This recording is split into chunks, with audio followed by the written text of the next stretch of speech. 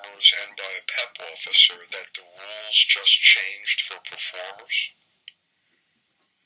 You follow what I'm saying? Yeah. That the performers now have to follow the rules that the artists follow.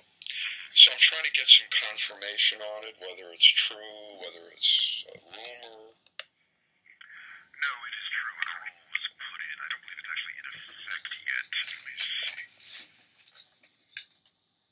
There's a newspaper article about it in the New York World that says the enforcement will change on the 8th of May. Does that sound... That sounds right, yeah. Okay. You know what, there's frequently asked questions and some more information on our website about it as well. There's nothing about the performer change. There's about the artist rules. Unless you just put it up in the last couple hours. Right, well, there's the notice of the proposed rule changes, but... It's not on the park website. It should, if you guys see it here. If you go to About and then Rules and Regulations, and you should see a column with notice of proposed rule change. Oh, but hang on, that's a different... That's for the artists. I did look at that.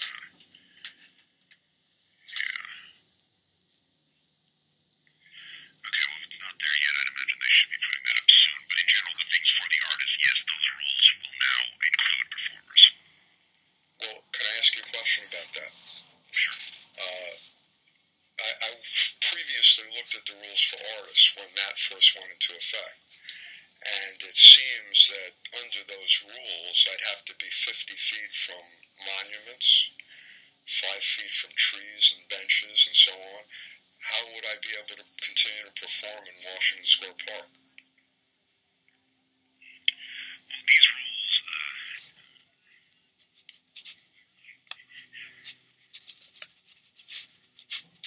It just seems impossible.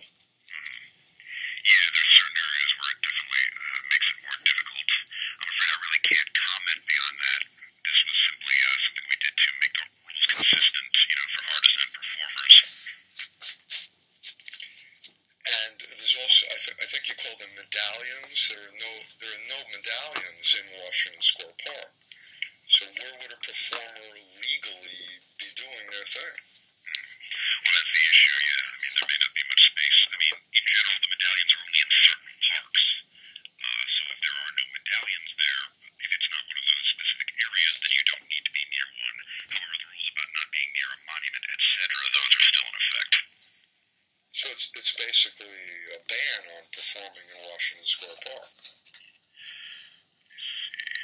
Because I happen to have seen a video on YouTube where park officers explained to a performer that there is no place in that entire park that's sufficiently far from the monuments, the benches, and so on.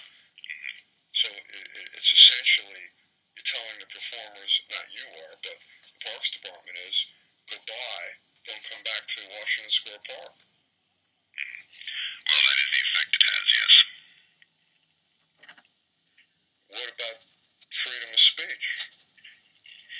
I mean, we are trying to be consistent with that, but we're also trying to, manage the parks and manage crowding and other issues like that. That was why the rules were put in the first place. Well, let me ask you this. I mean, I'm there a fair amount, and the public seems to really like performers there. Was there some kind of public demand to get rid of the performers? Well, there had been issues, yeah. I mean, I don't know about Washington Square Park. There certainly had been areas where there were complaints, and there was also concerns about crowd management and safety issues like that. That's why these, all these rules were put in the first place. I mean, I would say if you want, the rule is in now, so the official commenting period is over. You can certainly still write a letter to the commissioner, if you have any, feelings against these rules and so on. We're still evaluating once they go into effect, how well they'll be working and so on. And these apply, like, in front of the Metropolitan Museum as well, another place that I play? So it'll be impossible to perform there, too, I guess. Well, there are medallions in front of the Met. But they're all occupied by artists selling pictures. Well, you think those medallions can't be reserved. It's basically first come, first served.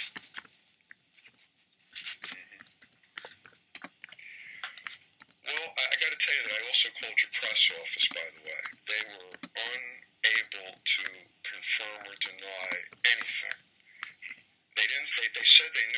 exactly what I'm talking about, but that they were unable to give me any information about it, including whether it's true or not.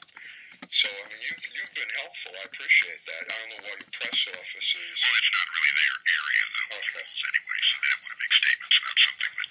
Well, isn't that their job, to respond about questions?